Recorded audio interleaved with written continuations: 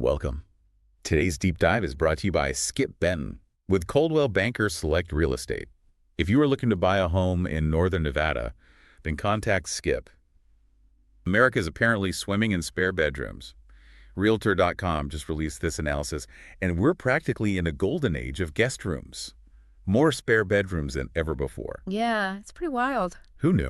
What's interesting is this isn't just about those McMansions taking over. Right. Even with more people turning spare rooms into like home offices, the overall trend is still upwards. Right. We're talking about both the sheer number of spare bedrooms and the percentage of homes that have them. So it's not just that we're all suddenly like hosting way more guests. Yeah. Something else is going on, right? Two big factors, I actually. know, lay it on me. One, the average home size has increased. Back in the 1970s, the average was around 2.5 bedrooms. By 2013, it was up to 2.8. And it's pretty much stayed there. Okay, so bigger houses, obviously more room for guests. But you said there were two things. Exactly. The other side of it is that households themselves are shrinking. Fewer people per home means those extra bedrooms are more likely to end up as guest rooms. In 1970, there were about 3.1 people per household. Wow. Now, it's a record low of 2.5. That's a pretty big drop. So even if houses stayed the same size, we'd still be seeing more potential guest rooms just because there are fewer people living in each one. But why are households getting smaller? Is it just the rise of, people living alone? It's more nuanced than that. Okay. Think about baby boomers, that huge generation that's mostly empty nesters now. Oh. Their kids have moved out, so all Oh. those bedrooms their families used are suddenly free. Okay, the empty nest phenomenon. That makes sense. But boomers aren't the whole story, are they? Definitely not millennials. Yeah. The largest generation now are delaying marriage and having fewer kids compared to previous generations. Right. So you've got smaller families kind of by design on top of those empty nester boomers. It's like a double whammy of spare bedrooms. So instead of cramming everyone onto the pull-out couch for the holidays, maybe we can all finally relax and spread out. But I'm curious, is this just an everywhere trend, or are some parts of the country more guest room heavy than others? That's where it gets really interesting. If you want a guest room, your odds are better out west or down south. The Mountain West and the South are leading the way, probably because there's simply more space to build bigger houses there. Makes sense. Yeah. More space, bigger houses, more guest rooms. So I guess that means places like Manhattan, where everyone's in a tiny apartment, are on the other end of the spectrum. You got it. Densely populated areas, especially expensive cities, just don't have the same kind of sprawling homes with extra bedrooms. Think about it. In a high-rise condo, every square foot is prime real estate. Yeah. A dedicated guest room is a luxury not everyone can afford. So we've got this geographic split, but even within those regions, I bet there's variation. Where would you say is the epicenter of this whole guest room explosion? Well, Realtor.com crowned Ogden, Utah the guest bedroom capital of the U.S. They found a whopping 12.2% of bedrooms there are potential guest rooms. Ogden, Utah. That's unexpected. Yeah. What's going on in Ogden that they need so many guest rooms?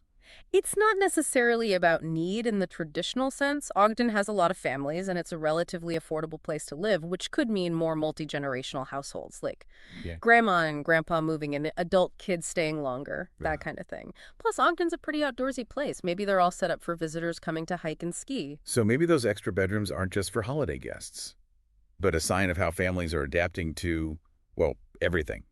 Economic pressures, changing family structures.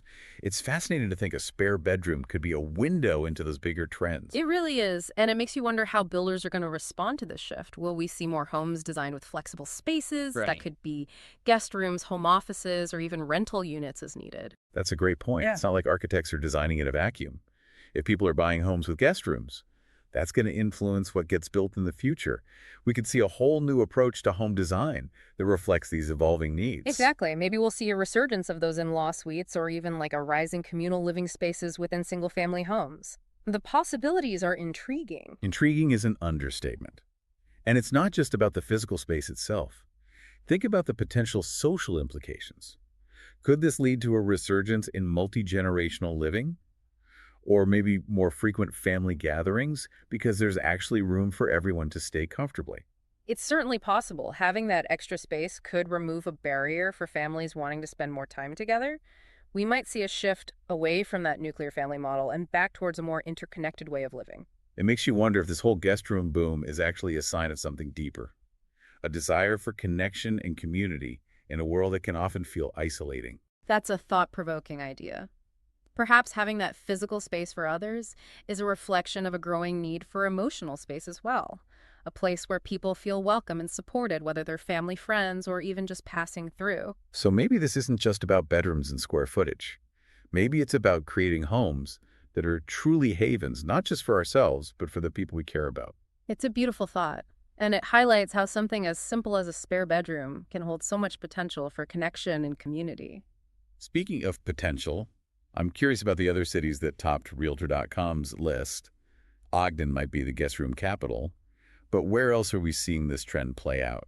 Well, joining Ogden at the top are Colorado Springs and Salt Lake City. Okay. So the Mountain West is definitely holding strong, but we're also seeing a lot of southern cities in the mix. Really? Memphis, Atlanta, Charleston, Jackson, Mississippi, all boasting a high percentage of spare bedrooms. Interesting. So it's not just a regional thing. Yeah, There's no. something bigger going on here. Yeah. What do you think is driving that similarity between those areas? It's hard to say for sure, but it could be a combination of affordability, cultural norms around family and hospitality, even climate.